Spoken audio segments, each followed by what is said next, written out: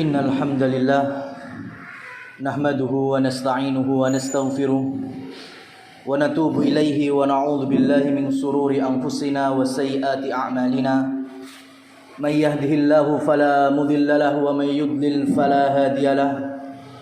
Asyhadu an la ilaha illallah wa asyhadu anna Muhammadan abduhu wa rasuluhu. Allahumma salli wa sallim ala nabiyyina Muhammad. Qala Allah Ta'ala ya ayyuhalladzina amanu taqullaha haqqa tuqatih wa la tamutunna illa wa antum muslimun. Wa qala ya ayyuhalladzina amanu taqullaha wa qulu qawlan sadida yuslih lakum a'malakum wa yaghfir lakum dunubakum wa may yuti'illaha wa rasulahu faqad faza fawzan 'azima. Amma ba'du, fa inna asdaqal hadithi kitabullah wa kharal hadi hadi Muhammadin sallallahu alaihi wa alihi wa sallam wa syarrul umuri muhdatsatuha fa inna kulla muhdatsatin fid dini bid'atun wa kulla bid'atin dhalalatun wa kulla dhalalatin finnar. Ma'asyiral muslimin, sidang Jumat rahimani wa rahimakumullah. Selepas kita bersyukur serta bersolawat kepada Nabi kita Muhammad bin Abdullah sallallahu alaihi wasallam, maka pada kesempatan kali ini kembali kita introspeksi keimanan, ketakwaan, sehingga dengan datangnya kita di majelis Jumatan ini semoga memupuk keimanan kita dan juga menyirami ketakwaan kita, sehingga semoga kita ada dalam golongan yang Allah firmankan di ayat yang keduanya setelah Allah berfirman qad aflahal mu'minun alladzina hum fi salatihim khashi'un. Sungguh pasti sukses, pasti berhasil, yaitu orang-orang yang beriman. Siapakah mereka? Yaitu orang-orang yang khusyuk di dalam sholatnya.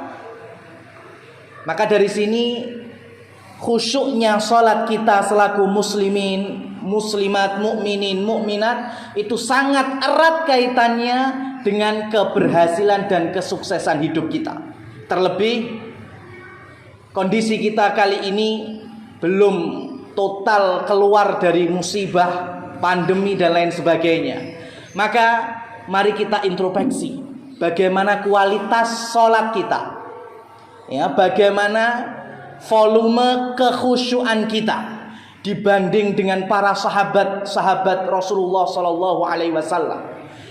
Kalau tidak ada riwayat Imam Ahmad di dalam kitab Musnadnya, maka seakan-akan kita tidak akan percaya peristiwa ini.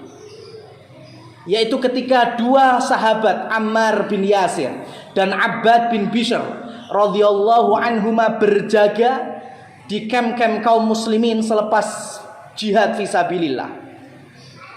Saat itu Abbad yang mendapatkan tugas berjaga duluan, daripada nggak ada kerjaan, akhirnya beliau sholat. Dan di tengah sholatnya itulah musuh memata-matai sampai memanah tubuhnya. Panah pun tertancap, kemudian dicabut dengan begitu simpelnya.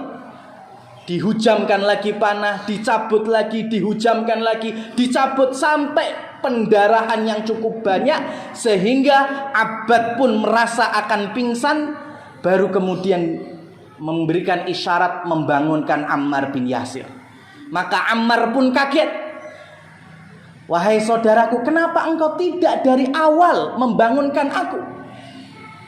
Kata Abbad bin Bishr, aku tidak mau merubah kekhusyuanku saat aku nikmat membaca ayat-ayat Allah di dalam sholatku.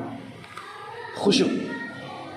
Itu pula yang terjadi di antara putra Abdullah bin Zubair, ya, putra Zubair bin Awam, ketika bergelar Hamamatul Masjid, sang merpati Masjidil Haram, ya, di wilayah Ka'bah. Kenapa kok mendapat gelar sang merpati Masjidil Haram? Karena Abdullah bin Zubair itu kalau melaksanakan sholat, saking khusyuknya, itu merpati sekitar Ka'bah itu bisa nempel, hinggap, ya, nangkring di pundak dan di kepala beliau radhiyallahu taala anhu. Oleh karenanya, bicara khusyuk itu tidak mesti orang yang tidak tahu apa-apa, tidak mendengar apa-apa. Bicara khusyuk yaitu bagaimana menata hati, betul-betul menghadirkan ibadah hanya untuk Allah Subhanahu wa taala. Buktinya apa? Rasulullah Shallallahu alaihi wasallam, dan ini adalah figur yang paling utama dalam kekhusyuan. Rasulullah Shallallahu alaihi wasallam meringankan sholat beliau di saat beliau menjadi imam disebabkan karena mendengar tangisan bayi. Maka Rasulullah pun memperpendek ayat-ayat yang dibacanya dan memperingan gerakan-gerakan rukuk sujudnya. Artinya Rasulullah mendengar itu. Begitu pula Imam Bukhari. Imam Bukhari rahimahullah tabaraka wa ta'ala, suatu ketika ngimamin sholat wajib di salah satu perkebunan. Kemudian beliau sholat sunnah sendirian. Dan di saat sholat sunnah itulah beliau dientup. Dalam salah satu riwayat akrab, yaitu kalajengking. Dalam salah satu riwayat lebah. Dan itu sebanyak 17 kali, tanpa beliau membatalkan sholat. Maka ketika selepas salam, murid-muridnya menghitung, ternyata terdapat 17 entupan.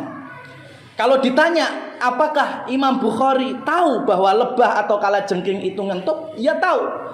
Tapi perasaan nikmatnya membaca Al-Quran, khususnya di dalam sholat, itu bisa merubah semua suasana yang beliau alami. Maka alangkah jauhnya kita dengan salafus soleh seperti mereka rahimahumullahu ajma'in. Jamaah yang dirahmati Allah Subhanahu wa taala. Sebagai introspeksi bahwa Imam Ibnul Qayyim Al-Jauziyah di dalam kitab beliau Wabilus Sayyib menyebutkan level bagaimana kita sholat. Ada 5 level. Dari level yang terbawah, level yang kelima, yaitu level mu'aqab, yaitu yang sholatnya malah mendatangkan siksa, mendatangkan hukuman dari Allah Subhanahu wa ta'ala. Kapan? Ketika orang itu mulai dari wudhunya lalai, wudhunya cuma ipak-ipik, nggak tahu bagaimana tata cara wudhu yang benar, bahkan sholatnya pun juga dibikin lalai. Sholat yang penting ngelakoni gitu aja, nggak mempelajari bagaimana sifat tata cara sholat Nabi, kemudian tidak berusaha menghadirkan kekhusyuan, tidak berusaha tepat pada waktunya. Maka golongan yang pertama, sholatnya mu'aqab, sholatnya malah mendatangkan hukuman baginya. Adapun level yang keempat, yaitu level orang-orang yang wudhunya sudah mulai benar, tapi ketika masuk wilayah sholat, pikirannya kemana-mana, ya, ada mikir dunia, mikir pekerjaan, mikir macam-macam, sehingga orang ini dimasukkan ke level muhasab. Besok di akhirat akan Allah hisab berapa persen sholat yang diterima, berapa persen yang gak akan diterima. Ada pula level yang berikutnya, yaitu sholatnya orang yang akan mendapatkan kafarah, mukaffarun anhu, ya, sholatnya dijadikan penggugur dari dosa-dosanya oleh Allah Subhanahu wa ta'ala. Kapan? Orang yang sudah bagus wudhunya, kemudian saat sholat itu berusaha memerangi godaan-godaan di tengah-tengah sholat. Ada godaan merubah kekhusyuan, diperangi. Ada godaan menghilangkan keikhlasan, diperangi. Sehingga waktu sholatnya banyak untuk memerangi hal-hal dari godaan-godaan setan. Karena setan itu datang saat kita mulai sholat. Nah, orang yang seperti ini ibarat orang-orang yang berjihad di jalan Allah. Seperti hanya orang mujahid. maka nantinya sholatnya bisa menjadi penggugur dosanya. Adapun level yang kedua, yaitu musabun, orang yang pasti oleh Allah ganjari, sholatnya bernilai pahala. Kapan? Dimulai dari khusyuknya wudhu, tumakninahnya wudhu, berangkat ke masjid, sampai di tengah sholat pun berusaha menjaga kekhusyukannya. Tata caranya betul, mulai dari takbiratul ihramnya hingga salamnya. Dan level yang teratas ada tambahan, dari level 2 ditambah seakan-akan Allah hadir di hadapannya. Atau kalau tidak mampu, kita meyakini bahwa Allah pasti melihat apa yang kita kerjakan. Inilah yang disebut dengan ihsan. Maka level pertama ini yang nanti disebut muqarrib. Niscaya Allah akan mendekatkan orang-orang yang level pertama ini lebih dekat kepada Allah Subhanahu wa ta'ala. Jamaah sidang Jumat rahimani wa rahimakumullah, demikianlah sehingga salah seorang ulama salaf, Al-Qadhi Hazim bin Isam radhiyallahu ta'ala wa rahimahu mengatakan, apabila aku sholat, maka tentunya di hadapanku seakan-akan ada Baitullah, di kananku seakan-akan ada surga Allah, di kiriku ada neraka Allah, dan di belakangku ada malaikat maut. Sehingga sholatku seperti hanya sholat yang disabdakan oleh Rasulullah, sholatal muwaddi', fasalli sholatal muwaddi', sholatlah kalian seperti halnya ini adalah sholat terakhir untuk kalian. Aqulu qouli hadza fastaghfirullah li wa lakum wa lisairil muslimina wal muslimat fastaghfiruh innahu wal ghafurur rahim.